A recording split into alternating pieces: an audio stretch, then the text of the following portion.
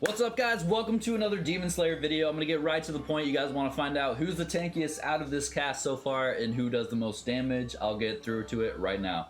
On your screen right now should be the list from top to bottom of who is the tankiest, basically who has the most defense out of the whole Demon Slayer cast as of right now before we get DLC. Because I suck at editing and that thing looked like crap, I'm gonna go ahead and just put a list of words, their names, and the damage numbers that I'll explain in a second here. If you're wondering how I tested this, because I am new to this and I could be completely wrong, but I'm pretty sure I'm right. I just went into practice with our boy Murata because why not? And I did a simple auto combo on every single character and took down the damage number of which he caused. From there, it's pretty easy to see which characters had similar numbers, which ones had more damage taken off them, and which ones had less damage taken off of them. If you are doubting my method on how I did this, you should be, because I decided to take into account elemental resistances, thinking that water might affect fire differently, maybe fire would affect electric, or maybe water on water wouldn't do as much damage. Well, I went into training with Tanjiro Water, and I took two characters with the same amount of health and different elements. I took Makomo, who's a water, and Rengoku as a fire, and I figured Tanjiro doing water on water wouldn't do as much damage. However, it does the same amount of damage, so we found out that elements don't have any effect in this game. They are just there to make it look cool. Now, just a quick overview of who the tankiest is and the squishiest is of the Demon Slayer cast. First up, the tankiest, we got Sakonji, and then all four of these characters up next have the same defense. We got Tanjiro Water Form, Nezuko, Giyu, and Murata.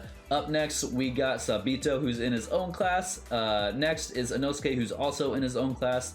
And then we got some squishier people down here, all three of these, Makomo, Zenitsu, and Rengoku, all in the same group. And then our squishiest people of the Demon Slayer cast so far, not counting DLC, we got Shinobu and Tanjiro Hinokami.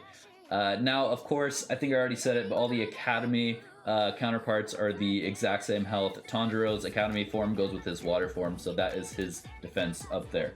Now, you guys are probably wondering who does the most damage out of this Demon Slayer cast, and there's a lot of ways to kind of go about this, and it's very tricky to figure out who does it, because maybe one character's auto attack or just the auto combo does more damage than another character's, but that character's supers does more damage than their supers, and the damage is just all over the place. But let's make sure that every character in their own right is good and has their own strengths and weaknesses. Just because they do a lot of damage does not make them better than another character. So let's just get that straight, because it's going to be a little bit shocking of how little some characters do damage. Now, guys, because each character has a different auto combo where you just press square, and some characters might have 7 lights, some characters might have 6 or 13, whatever.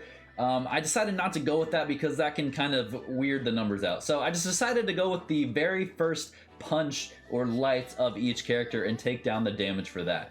But wait, Stray, what if one light in the combo does more damage than the very first light? And what if it adds up to be a bigger number at the end? Well, I went through all the auto combos and it stays true. If the character has a poor light in the very beginning, they're going to have a poor damage at the end of their auto combo. So every number is still good to go. The ranking system is still in order based on the first light.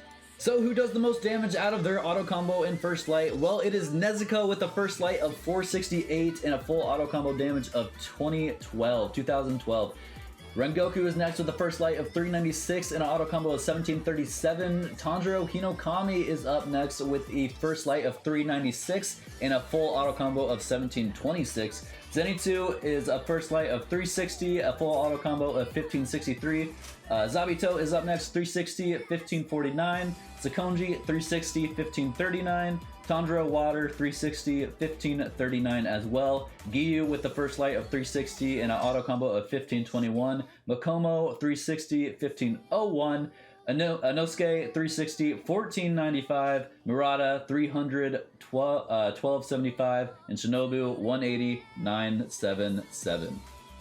On your screen now is just all that summarized into a list. So top to bottom is your most damage to least damage with just the auto combo. If we take into account supers, that is what I'm going to show next. All I did was the full auto combo, and whatever supers I could add on after the auto combo and connect, I will add the damage to, and I have those numbers here for you as well. I probably won't go through the same thing of showing you all the numbers, but I'll go ahead and show you the list of who does the most damage with supers. Alright guys, here is the list for the most damage from top to bottom. Now again, how I did this was I just did a full auto combo, and then I just did 3 supers that could connect after that auto combo. I did not do can stash lane, I did not add another super or the same super again, I did not ult. This isn't damage from that. Now there is some issues with certain characters like Zenitsu. If I use his little roll ability, his R1 triangle, if I do that, it does less damage than if I were just to do 2 tilt triangles and a triangle. So I just went with the most damage, and I also put in all bars if you just spam tilt circle and at the end use his